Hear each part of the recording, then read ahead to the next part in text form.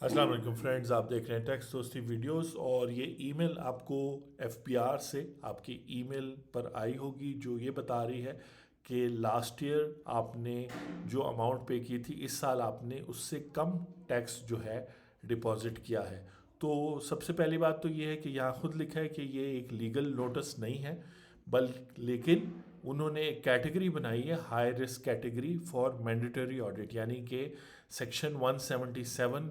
का इस्तेमाल करते हुए ये इन्होंने एक कैटेगरी बनाई है जिसमें उन्होंने अभी आपको सिर्फ प्लेस किया है इस बेसिस पे कि आपके इस साल के जो टैक्स डिपॉजिट आपने किया वो पिछले साल से कम है, पिछले साल आपने ज़्यादा किया था। और लॉजिक उन्होंने ये यूज़ किया कि इन्फ्लेशन हुई है मुल्क में, और ये जो इन्फ्लेशन है इससे इनकम्स भी इंक्रीज़ हुई हैं, बिजनेस इनकम, सैलरी इनकम, और आपकी लॉजिकली जो है टैक्स वो टैक्स पेमेंट ज़्यादा होनी चाहिए थी। अब इसको कैसे डील करना है, और इसमें उन्होंने कहा है कि अगर आपने अंडर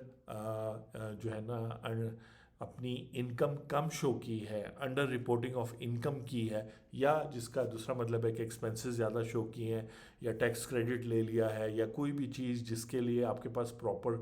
थर्ड पार्टी डॉक्यूमेंटेशन नहीं है और वो एक्चुअल ट्रांजैक्शन नहीं है, आपने खाना खाना वैसे फिल किया है, तो आपके पास टाइम है। रिटर्न अगर आपने फाइल की है अभी, जिसकी डेट 31 अक्टूबर 2024 को ख़त्म हुई है, तो आप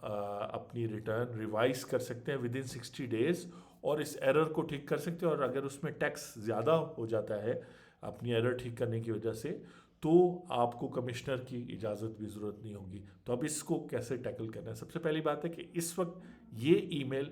जो है ना, जो है एक लीगल नोटिस नहीं है, लेकिन ये एक वेकअप कॉल है उन लोगों के लिए जिनके पास अपना आयरस का लॉगिन पासवर्ड भी नहीं होता, जिन्होंने अपना मोबाइल और ईमेल भी नहीं दिया हुआ है, कंसल्टेंट पे साल साल छोड़ा हुआ है कि वो करेगा, जिन्होंने अपनी 2023 की और 24 की रिटर्न्स भी पीडीएफ में कंसल्टेंट से नहीं ली, उन्होंने रिव्यू नहीं की, अगर ले भी लिए तो देखी तक नहीं है कि कौन से खाने में कौन सी इनकम कहाँ शो रही है। तो ये वेकअप कॉल है।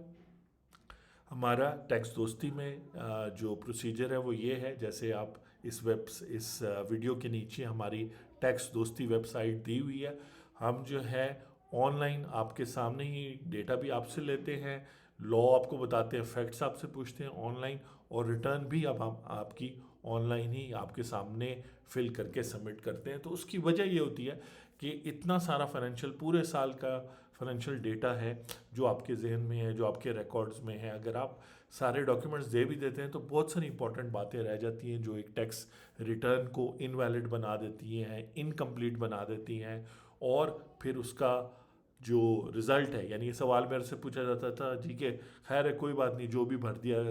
कंसल्टेंट ने भर दिया, नहीं, ये जो है अब एक अच्छा मौका है, वेकअप कॉल है, आप अपनी रिटर्न को देखें, उसको रिवाइज़ करें। रिवाइज़ करने से आप इस कैटेगरी में से निकल जाएंगे ये नहीं कहा जा सकता, लेकिन कम से कम अगर आप रिवाइज़ करके उसको बिल्कुल एक्यूरेट बना लेते हैं, अपनी जो हमारा टारगेट होता है, हम हर एक रिटर्न इस तरह प्रिपेयर करते हैं कि अगर इसका ऑडिट हो तो तब भी हम इसको डिफेंड कर सकें। तो इस लॉजिक से डे वन से हम टैक्स दोस्ती में करते आए हैं। तो उसका फ़ायदा यही कि जितने भी हमारे क्लाइंट्स हैं उनकी जितनी भी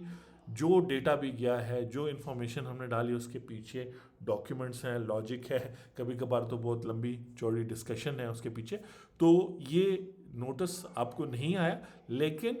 अगर आप कुछ नहीं करेंगे और कहेंगे कि यार पाकिस्तान में चल सब चलता है, तो फिर आप अपने आप को एक मुश्किल पोजीशन में डालेंगे, क्योंकि ऑलरेडी एक उन्होंने हाईलाइट कर लिया है कैटेगरी की। और इसका बैकग्राउंड मैं बता दूं कि फाइनेंस मिनिस्टर ने कहा था कि सिर्फ नॉन फाइलर्स नहीं है जिनसे हमने टैक्स रिटर्न